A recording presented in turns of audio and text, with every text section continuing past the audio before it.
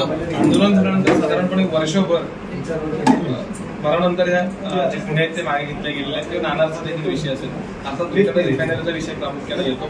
या सर्व निर्णयाबद्दल समाधानी आहात? सधारणपणे वर्ष गेलं या सगळ्या गोष्टींमध्ये आणि आंदोलन त्यावेळी तुमची असलेली भूमिका आणि आताच संपूर्ण टायमिंग हे राजकीय टायमिंग आहे का? राजकीय दृष्टीने हे केसेस मागे घेतल्या काय नाही घेतल्या काय आम्हाला काही फरक पडत नाही. आम्ही आमच्या लोक कोर्टासाठी किंवा याच्यासाठी सदैव तयार आहोत. तसं आमच्या सगळ्या 450 लोकांचे जामीनही करून झालेले आहेत.